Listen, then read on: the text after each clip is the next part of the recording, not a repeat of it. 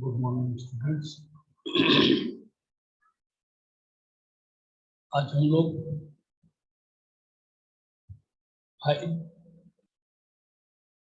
BCom computer applications की class के अंतर्गत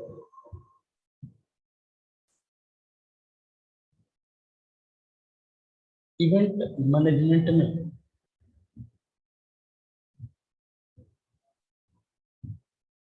एक नया कॉन्सेप्ट स्टार्ट करने जा रहे हैं, जिसे हम लोग टेक्निकल स्टाफ के नाम से जानते हैं। तो बेसिकली टेक्निकल स्टाफ है क्या, किस तरह से वर्क करता है, तो आइए देखते हैं कि technical staff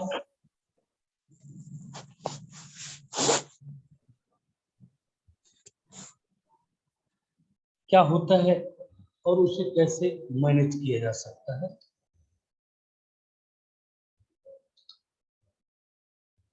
team work makes the dream work.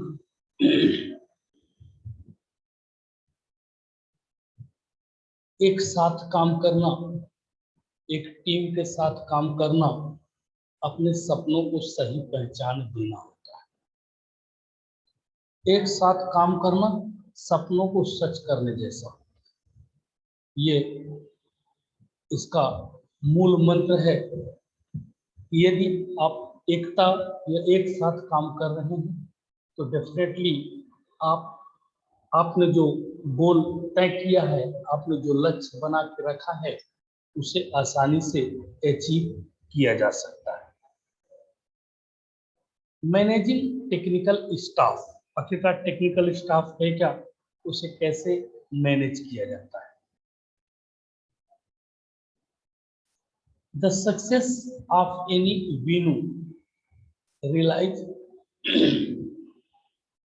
heavily on the quality of the technician and crew working there. venue means होता है स्थान। किसी भी स्थान पर आपके द्वारा किए जाने वाले programme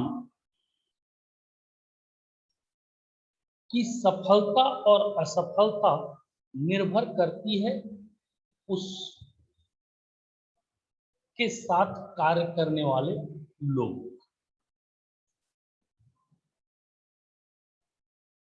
Many of our clients repeatedly come back to events due to caliber and professionalism of the technicians be employed. कई सारे जो ग्राहक होते हैं, क्लाइंट्स होते हैं, वो हमारे पास वापस इसलिए आते हैं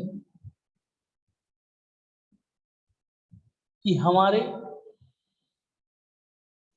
जो लोग हैं, जो टेक्नीशियंस हैं, जो प्रोफेशनल लोग हैं, उनकी जो कार्य क्षमता है या उनका जो कार्य करने का तरीका है या वे है, वो उसे बहुत ही पसंद आता है और इसलिए वो आपके पास तो कार्य के लिए आते ही आते हैं, साथ में अपने से जुड़े हुए जो लोग होते हैं उन्हें भी आप तक आने के लिए प्रेरित करते हैं।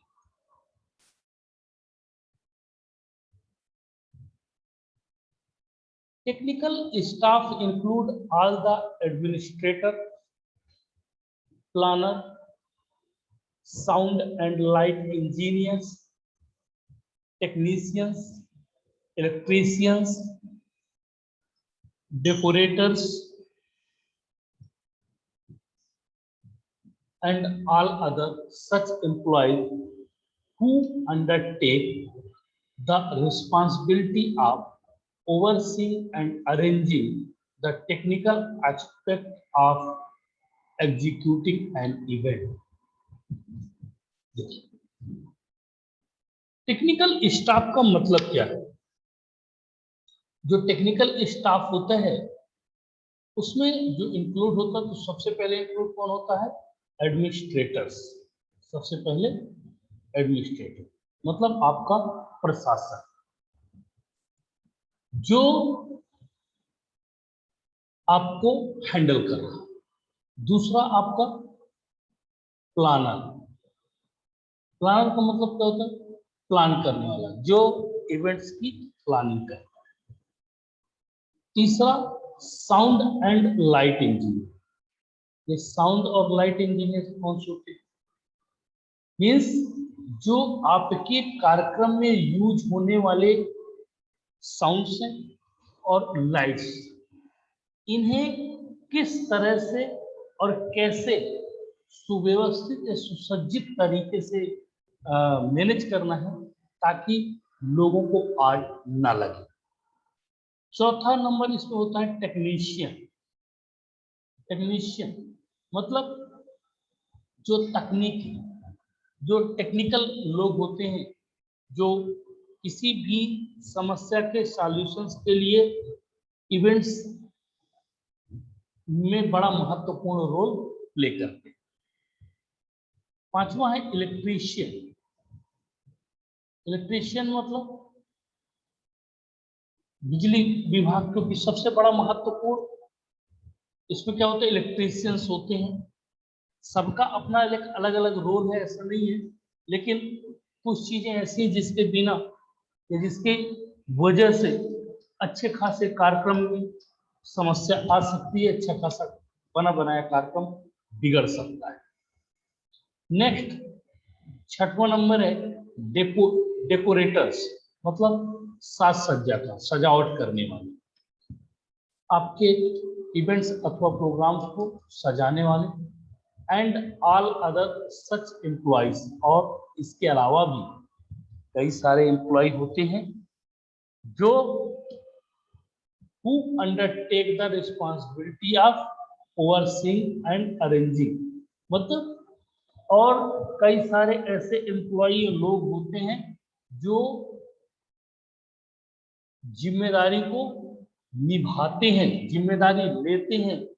मीन्स जब इवेंट्स रन हो रहा होता है या इवेंट्स को जब हम सही तरीके से एग्जीक्यूट कर रहे होते हैं, उस समय जो भी लोग उसके रन करने पर प्रत्यक्ष या अप्रत्यक्ष रूप से सहयोग देते हैं, वे उन सभी लोगों को मिलाकर ही टेक्निकल स्टाफ कहलाता है।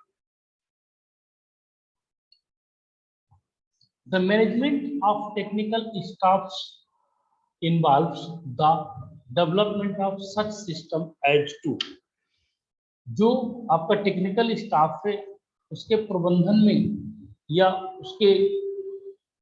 उसे मैनेज करने में कौन कौन चीजें शामिल होती हैं, आइए उनको देखते हैं। सबसे पहला है रिक्रूट द राइट टीम। सबसे पहली बात है कि आपको सही टीम का चयन करना है। जो भी लोग आप अपनी टीम पर रखें या आप अपनी टीम पर रखना चाहते हैं, वे सभी लोग क्या हो, अपने अपने विषय के विशेषज्ञ हो। तो रिक्रूट करते समय मतलब भर्ती करते समय, टीम बनाते समय ऐसे लोगों को ना लें जो आपकी टीम के लिए बोझ बने। ऐसे लोगों को टीम पे शामिल करिए जो आपके कार्य को क्या कर सरलता पूर्वक और सफलता पूर्वक मैनेज करने में आपकी मदद करे। दूसरा है create job descriptions and specification. जो जिस लायक है, जिससे जो कार्य हो सकता है या जो जिस कार्य पर महारत हासिल की, उन्हीं लोगों को उस कार्य को दें। ऐसा नहीं कि इलेक्ट्रीशियंस को आप साउंड का काम दिए दे रहे हैं, साउंड वाले को आप इलेक्ट्रीशियंस का काम दे रहे हैं, कैटरिंग वाले को आप डेकोरेट का काम दे रहे हैं, डेकोरेट, तो उससे क्या होगा, तो क्रिएट जॉब डिस्क्रिप्शन। तो आप पहले ये निश्चित कर लें कि कौन कौन लोग हैं हमारे पास, जिन जिन चीजों की आवश्यकता है, क्या उतने लोग हैं, देन उनको जिस कार्य के वो विशेषज्ञ हैं उन्हें उस कार्य को मैं सौंप दूं। ट्रेनिंग ऐसा नहीं है कि हर आदमी पूर्ण होता है, कभी कभी ऐसा भी होता है कि हम जो कार्य कर रहे हैं हमें लगता है हम बहुत बेहतर कर रहे हैं, लेकिन उसी कार्य को जब सामने वाला देखता है, मतलब दूसरा आदमी देखता है, तो उसे लगता है ये सही कार्य नहीं है। इसे अगर इस तरह से किया जाए तो शायद ये बेहतर हो सकता है। तो उसके लिए आप ट्रेनिंग की व्यवस्था करिए, उन लोगों को बताइए, सिखाइए, समय समय पर उनको अपडेट करते रहिए। क्योंकि अगर आप अपडेट नहीं करेंगे, आप अपडेशन नहीं करेंगे, तो फिर आप सही तरीके से ये कार्य को मैनेज नहीं कर सकते। चौथा है कंट्रोल सिस्टम। मीन्स ऐसा नहीं है कि हम किसी पर्सन को जिम्मेवारी दे दिया और उसको बोल दिया भाई ठीक है अब आप ये काम करिए, तो ये आवश्यक नहीं है कि आपके द्वारा दिया गया काम वो कर ही रहा हो या नहीं। उसके लिए कंट्रोल करने के लिए आप सुपरवाइजर रखिए, सुपरविजन करिए, आप खुद जाके उसकी देख रेख करिए, उसी के भरोसे मत छोड़ दीजिए कि वो तो काम अच्छा ही कर लेंगे। क्योंकि देखिए, जब तक आप ईमानदारी से उनके साथ नहीं लगेंगे, आप ईमानदारी से उनके साथ नहीं आएंगे, तब तक आप अपने कार्य को सफलतापूर्वक संपन्न नहीं करा सकते। मीटिंग मैकेनिज्म, समय समय पर मीटिंग, साथ पे लोग बैठेंगे तो हमेशा उनको सुनाए नहीं, उनकी सुने। कभी कभी ऐसा होता है कि जब हम मीटिंग्स में बैठते हैं और हमारी टीम बैठती है तो कुछ चीजें ऐसी होती है जो मुझे लगता है कि नहीं ये तो संभव नहीं है, लेकिन मेरे जो टीम मेंबर्स हैं, जो मेरे साथ कार्य करने वाले लोग हैं, उनको लगता है नहीं ये तो आसानी से संभव है या आसानी से पॉसिबल है, इसको अगर इस तरह से किया जाए तो ये हो सकता है। तो ओवरऑल सिनारियो ये है कि हमें उन लोगों को मैनेज भी करना है, उन लोगों से बात भी करनी है, उन लोगों को बताना भी है, लेकिन साथ में उनकी सुननी भी है कि वो क्या करना चाहते हैं या वो किस तरह से करना चाहेंगे।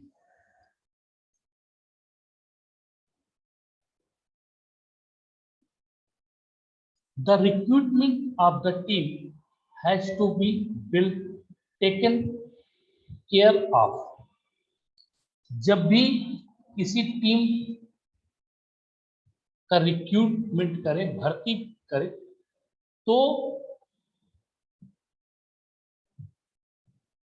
इसका विशेष ध्यान रखा जाए या इस टीम को बनाते समय एक बेसिक चीजें का ध्यान रखा जाए कि because hiring the wrong people can lead to damaging consequences to the entire firm।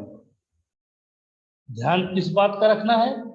ध्यान इस बात का रखना है कि यदि गलत लोगों के हाथ पर कार्य चला गया या गलत लोग कार्य करेंगे तो आपकी पूरी फर्म के लिए, आपके पूरे मैनेजमेंट के लिए, आपकी पूरी टीम की छवि के लिए ये बहुत ही खतरनाक हो सकता है और इसके हानिकारक परिणाम हो सकते हैं। तो इन सब चीजों का विशेष ध्यान रखना है कि हमें ऐसा कतई नहीं करना है जिसकी वजह से हमें ये प्रॉब्लम हो जाए कि हम गलत लोगों का चयन कर लें। तो चयन करते समय ये सारी बातों का ध्यान रखना आवश्यक होता है। Events can supply any venue with fully equipment and qualified crew. किसी भी आयोजन अथवा प्रोग्राम या इवेंट को पूरी तरह से सुसज्जित और क्वालिफाइड लोगों की टीम के साथ यदि हम उस कार्य को करेंगे या उस कार्य को करने की कोशिश करेंगे तो यह संभव है कि हम अपने लक्ष्य को आसानी से पा सकें या फिर वो आयोजन सफलतापूर्वक संपन्न हो सके। तो ये देखते हैं उस टीम में ऐसे कौन कौन से लोग होने चाहिए जो उस कार्य को संभवतः सफलतापूर्वक पूर्ण कर सकते हैं। एक्सपीरियंस्ड साउंड इंजीनियर्स, आपके पास जो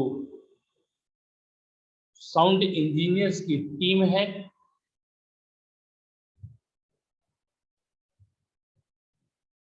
वो अनुभवी होनी चाहिए, क्योंकि जब आप अनुभवी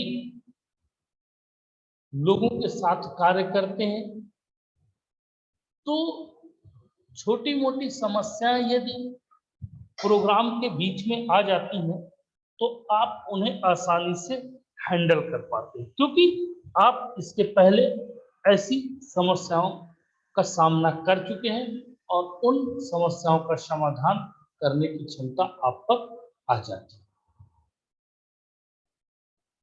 दूसरा, स्किल्ड लाइटिंग टेक्नीशियन, जो लाइट के लिए इलेक्ट्रीशियंस रखे गए हैं वो अनुभवी होने चाहिए और अनुभवी के साथ साथ अपने कार्य